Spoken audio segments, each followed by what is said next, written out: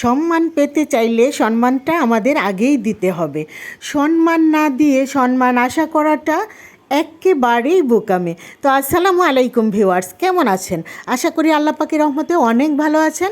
আলহামদুলিল্লাহ, আমরাও ভালো আছি। প্রতিদিনের মতো আরেকটা ডেইলি ব্লগ নিয়ে চলে আসলাম আপনাদের সাথে শেয়ার করার জন্য। দুপুর থেকে রান্নাবান্নাটা শুরু করে দিয়েছি। প্রথমে আমি এখানে রান্না করে নিচ্ছি মাছের ডিম। এটা হচ্ছে শিং মাছের ডিম। তো এখানে মশলা দিয়ে নিয়েছি, পেঁয়াজের মধ্যে আমি আদা জিরা, তারপর হচ্ছে হলুদ গুঁড়া, মরিচ গুঁড়া, পরিমাণ মতো লবণ, তারপরে মশলাটা কষিয়ে নিয়ে মাছের ডিমগুলো দিয়ে দিয়েছি। তারপর হাফ কাপ পানি দিয়ে ঢেকে রান্না করে নিয়েছি।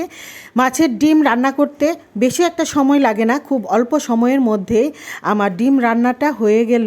এই তো নামিয়ে নিলাম ডিম রান্নাটা। এই শিং মাছের ডিমটা খুবই মজা হয় এভাবে রান্না করলে। আর এখানে হচ্ছে আমি রান্না করে নিচ্ছি ছোট বাইং মাছ। ছোট বাইং মাছ প্রথমেই তেল দিয়ে, পেঁয়াজ দিয়ে, তারপর লবণ দিয়েছি, তারপর কিছু মশলা দিয়ে দিলাম। এই তো রেগুলার রান্নার যে মশলাগুলো থাকে। এখন মাছটাকে কষিয়ে ঝোলের পানি দিয়ে তারপরে ঢেকে রান্না করে নিচ্ছি। মাছটা হতে হতে এদিকে আমি মিষ্টি লাউ কেটে নিচ্ছি। তো ভিউয়ার্স, আমি আপনাদের সাথে শেয়ার করব, আমার কিন্তু খুব সহজে, খুব অল্প সময়ের মধ্যে আমার এখনও ফলোয়ার পূরণ হয়নি। তারপরও ইনশাল্লাহ আমার watch time 60,000 minute watch time পূরণ হয়ে গেছে। এটাই আমি আপনাদের সাথে শেয়ার করব, কিভাবে আমার এত সহজে 60,000 মিনিট ওয়াচ টাইম ফলোয়ার পূরণের আগেই কমপ্লিট হয়ে গেল। তো হচ্ছে কি, বড় ভিডিও খুব কম ভিউ হয় আর ও খুব সহজেই ভাইরাল হয় না। ছোট ভিডিওগুলো দেখা যায় যে রিল ভিডিওগুলো খুব সহজেই ভাইরাল হয়, মানুষ দেখে বেশি, ভিউ বেশি হয়।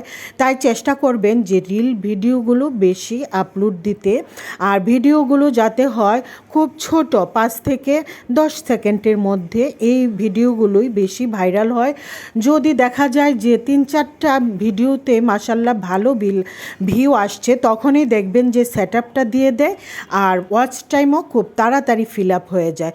তো ভিউয়ার্স, আমি একজন খুবই ছোট কন্টেন্ট ক্রিয়েটর। আমার অভিজ্ঞতা থেকে আমি যেটুকু জানি সেটুকুই আপনাদের সাথে শেয়ার করলাম। তো এইখানে হচ্ছে মিষ্টি লাউ আমি ভাজি করে নিচ্ছি, চাক ভাজি যেটাকে বলে। আমার হাজব্যান্ড এই ভাজিটা খুবই পছন্দ করে। ভালো লাউ হলেই উনি বলবে যে একটু চাক ভাজি করো। তো চাক, হলুদ মরিচ লবণ দিয়ে আমি তেলের মধ্যে, এই তো বেগুন যেভাবে ভাজি করে ঠিক ওইভাবেই মিষ্টি লাউয়ের চাক ভাজিটা করে নিলাম। যারা খাননি করে দেখবেন, খুবই মজা হয়। তারপর অল্প 1 চিমটি পরিমাণ চিনি ছিটিয়ে আমি উল্টিয়ে পাল্টিয়ে আর একটু নেড়ে চেড়ে চাক ভাজি নামিয়ে নিয়েছি। আর এইখানে হচ্ছে মিষ্টি লাউ রান্না করব চিংড়ি মাছ দিয়ে রান্না করার জন্য পেঁয়াজ বাটা, জিরা গুঁড়া, আদা বাটা সব কিছুই আমি দিয়ে দিয়েছি, হলুদ মরিচ গুঁড়া। তারপর হচ্ছে মাছটাকে সুন্দর করে কষিয়ে নিয়ে কেটে ধুয়ে রাখা লাউটাও দিয়ে দিলাম এইখানে। এখন নেড়ে চেড়ে হাফ কাপ পানি দিয়ে ঢেকে রান্না করে নেব আমার এই মিষ্টি লাউ। তো মিষ্টি লাউ রান্না করা সহজেই হয়ে যায়, বেশি একটা টাইম লাগে না। খুব নরম সবজি আর মজার সবজি।